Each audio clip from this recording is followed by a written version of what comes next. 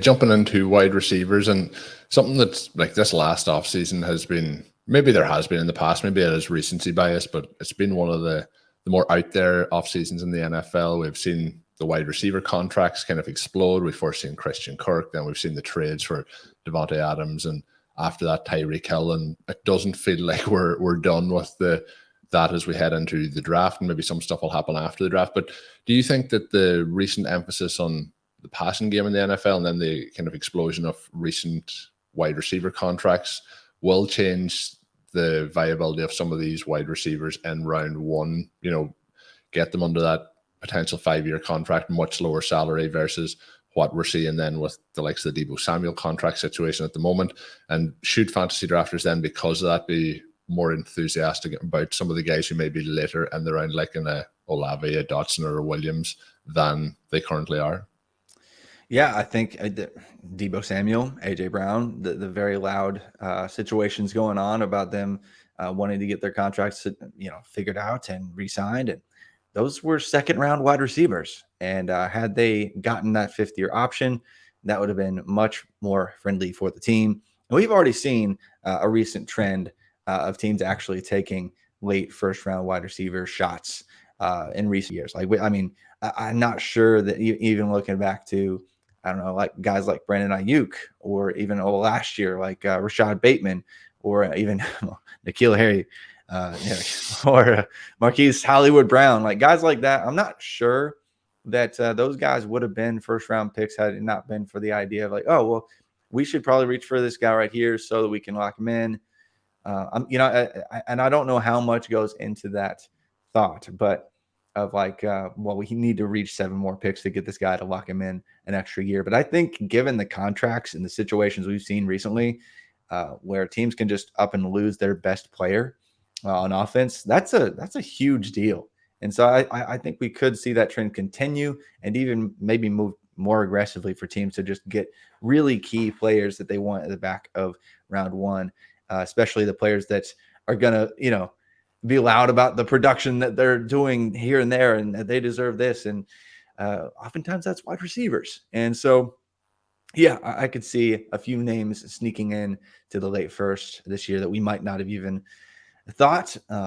And so, yeah, that will be interesting. Like Jahan Dotson is probably the number one name that has been like that fringe first projection for a while, that I could definitely see going around picks 26, 27, something like that, because hey, we need to lock this guy up. If we believe, we need to lock this guy up now.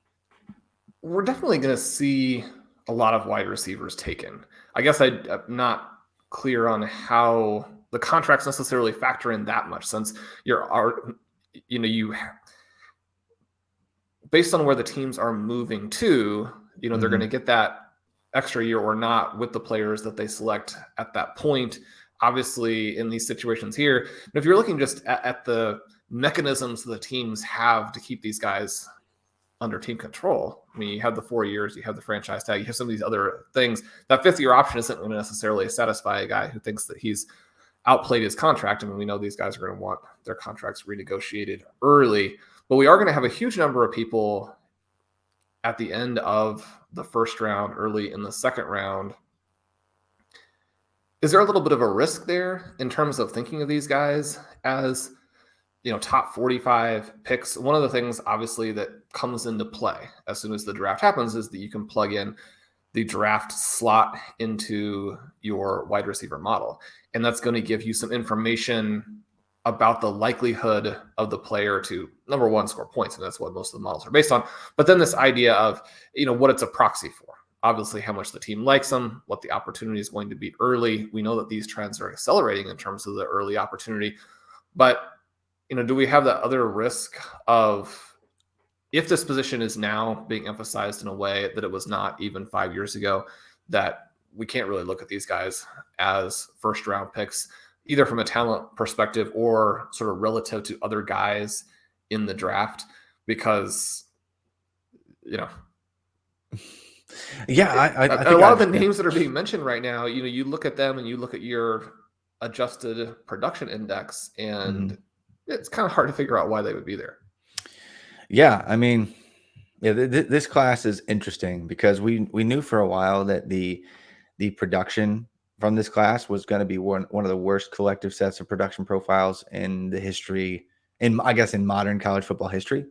Part of it is because of the pandemic. Part of it because this was just a trash class for a while. Even dating back to the recruiting class when it came in, we were like, this is kind of a bad group. And we didn't see almost any of them break out.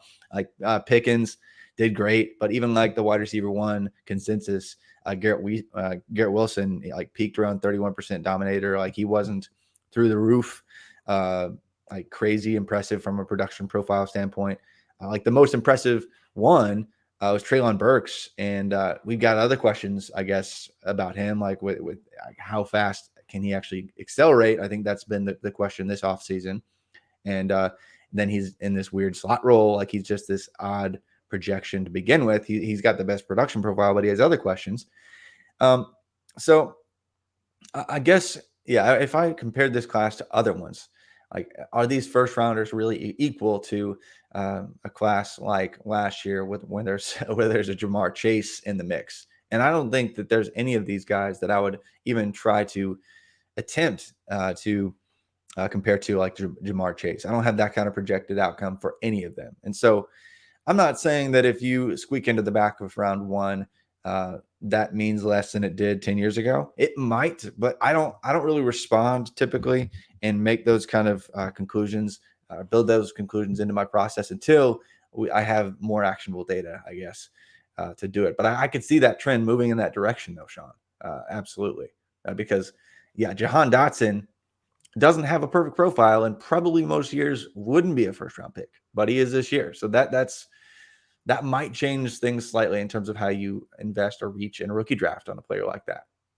You mentioned there some of the concerns around Burks potentially. How concerned are you about Burks and London? Is there legitimate concerns with both of those guys for you?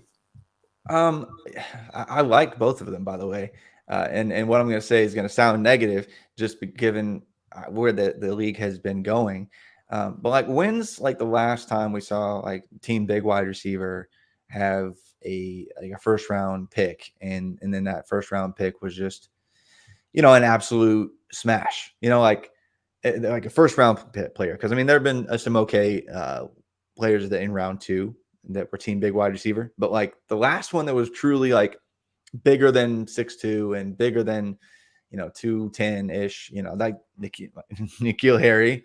And before that it was like Mike Williams in 2017, and he's been pretty good.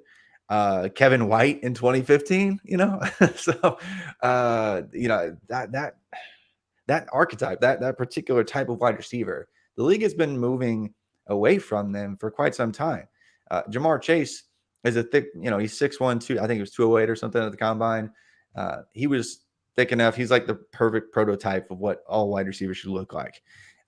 But guys like Devontae Smith, who was like 170 something soaking wet, that was surprising to see him, I guess, go top 10 in recent classes. I mean, like, not that it's that speed and separation is everything. Like Henry Ruggs and John Ross looking right at you guys.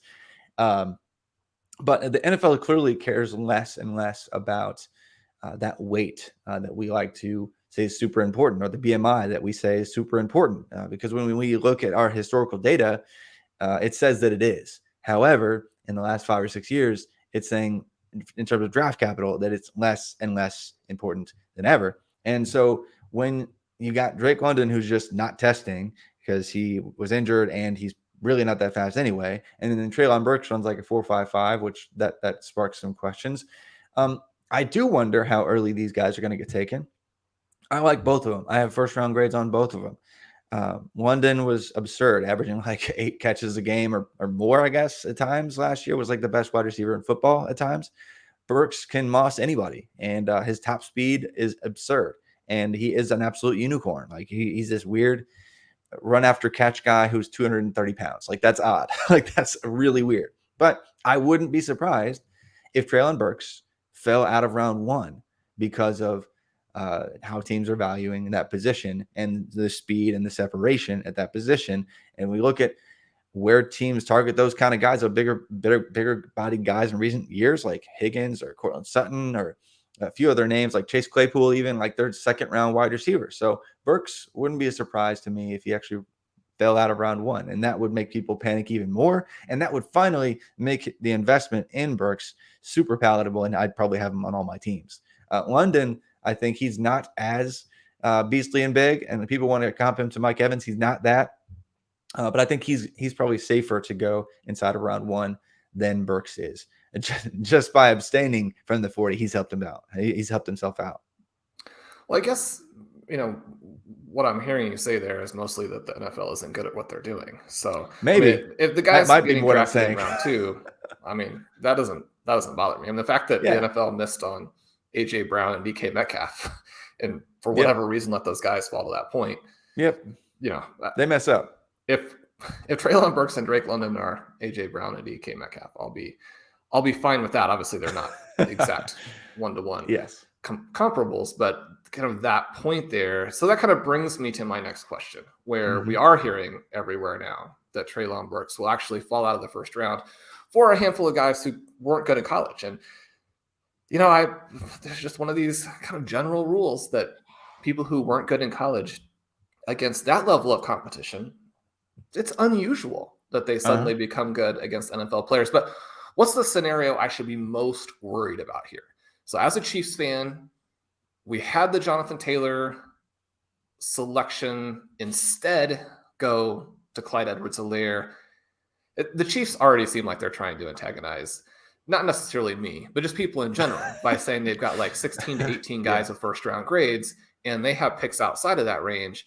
And as a result, the only conclusion that you can draw from that is that they are already telegraphing to people that they're going to do absurd things in the draft. It's like, just let us wait for Thursday to find that out. You don't have to tell us now. But what should I be most concerned about here in terms of receivers the Chiefs are going to draft instead of Treylon Burks? Oh man, going for like Christian Watson, that would be just horrifying. Like, as one, didn't they already? So what? MVS is there now, right? Marquez Valdes-Scantling, he's a Chief. Am I remembering that correctly? Yeah. So I've joked on a couple of the shows that Christian Watson, like people are talking about like him going to the Chiefs, and I'm like, they already have Christian Watson. And Marquez Valdes-Scantling they're clones of each other. Like if you put them right next to each other, you'd be like, and like you didn't have like the headshots to remind you who was who, like you would have no idea, because like the exact same height, they run like the exact same 40. They're gangly, flexible dudes who get used deep down the field, and neither of them have good production profiles coming out of college. And Christian Watson only produced against FCS competition and 1 week at the Senior Bowl. And so, that would be terrifying. Like if I was thinking, oh man, Christian Watson, first round talent, dude might pan out. That would be awesome coming out of FCS. But that's stupid to take him that early. Like there's no other word for it. Dream there, right? I mean, there are some guys the Chiefs are probably gonna pick here that you can't even like dream about them being good. I almost can't dream about Christian Watson.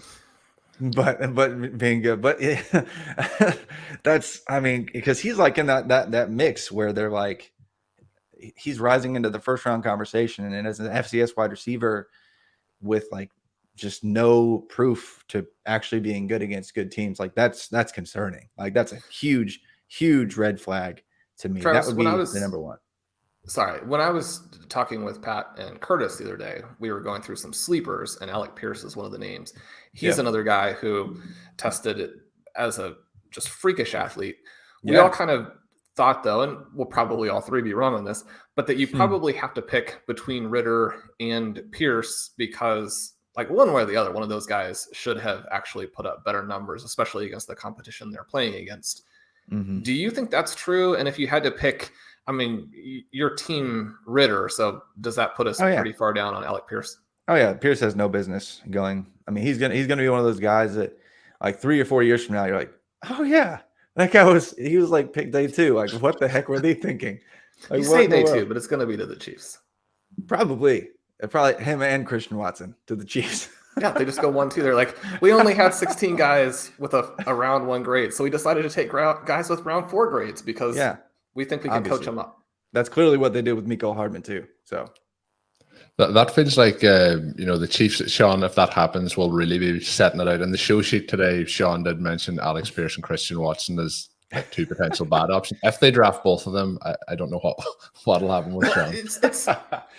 So I was able to overcome the big AFC Championship game meltdown very quickly. I was able to overcome the Tyreek Hill trade very quickly, but I'm never going to get over the Clyde Edwards-Helaire draft decision.